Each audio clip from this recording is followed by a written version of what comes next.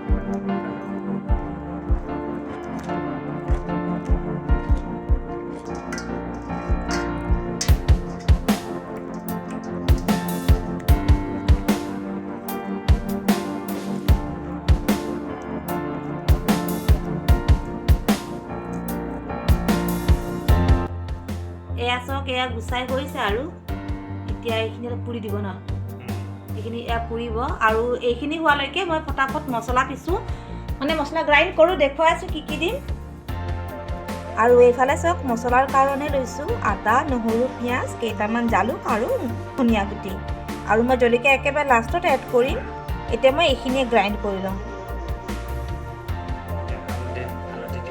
এতিয়া অকমান হালধি দি দিছো কি তেল অকণ ঘঁহিছিলে নেকি তেল পাইছো মিঠাতেল অকমান মিঠাতেল আৰু হালধি ঘঁহিছে এনেকৈ নাজানো কিয় ঘঁহিছে এইবিলাক আমাৰ ঘৰতে কিবা কিবি আনকমন কাম হৈ থাকে দেই মই নাজানো বাৰু এটা মানে এইটো মানে পুৰিব ন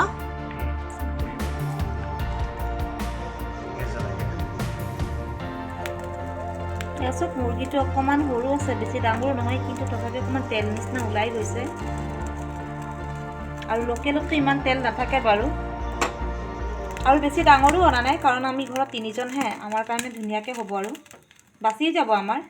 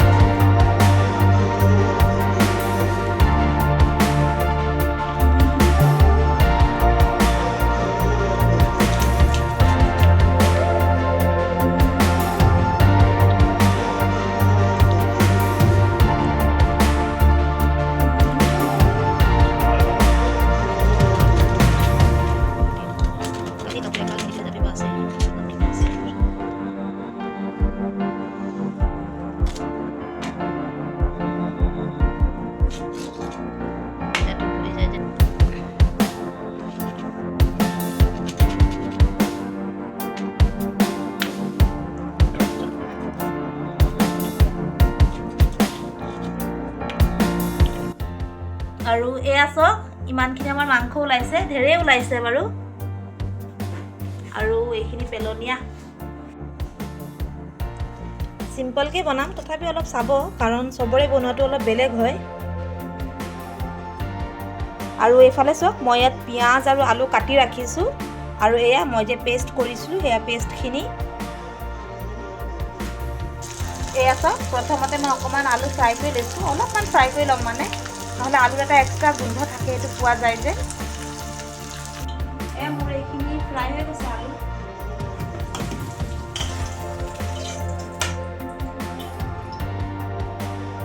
এয়া তেল গৰম হৈ গ'ল এতিয়া তেজপাত দি দিম আৰু তেজপাতৰ লগতে গোটা গৰম মছলা অকণমান ঢালি দিম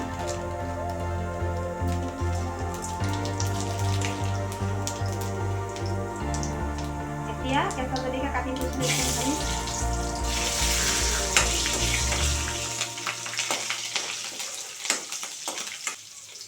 আৰু এই পিঁয়াজখিনি ঢালিম একেলগে।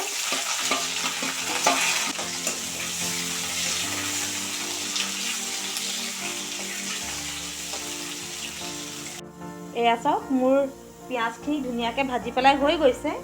এতিয়া মই এইখিনিৰ ওপৰতে মাংসখিনি ঢালি দিম।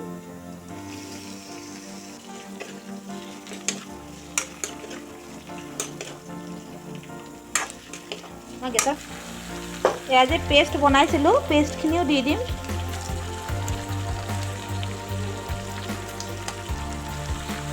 আৰু এই পেষ্টখিনিৰ লগতে নিমখ, হালধি, জিৰা পাউডাৰ আৰু মই ধনিয়া পাউডাৰ নিদিওঁ কাৰণ গোটা ধনিয়া দিছিলোঁ, আৰু জলকীয়া গুড়ি দি দিম একেলগে। এতিয়া এইখিনি ভালদৰে মিহলাই ল'ম।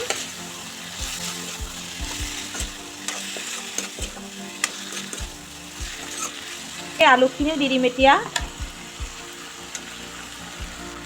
আৰু এতিয়া এইখিনি মই একেবাৰে ল' ফ্লেমত অলপ সময় ঢাকি ৰাখিম, মানে যেতিয়ালৈকে তলত অকণমান লগা নিচিনা নহয় তেতিয়ালৈকে ঢাকি ৰাখিম। এয়া চাওক ফ্ৰেণ্ডছ, মোৰ এইখিনি হৈ গৈছে। এতিয়া মই গৰম পানী ঢালি দিব পাৰিম কাৰণ মই জোল বনাম। এয়া চাওক পূৰা লগা নিচিনা হৈ গৈছে। তাত মই গৰম পানী ঢালি দিম।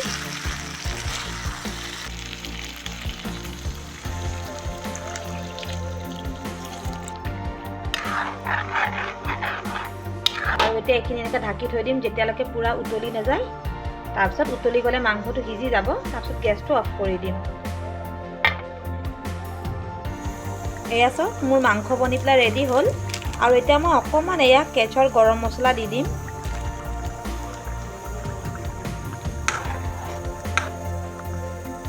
এতিয়া মই একেবাৰে ল' ফ্লেমত 2 মিনিটমান আৰু সিজাই পেলাই গেছটো অফ কৰি দিম আৰু আমাৰ মাংস ৰেডি। আৰু এয়া চাওক আমাৰ হৈ গ'ল লোকেল চিকেন।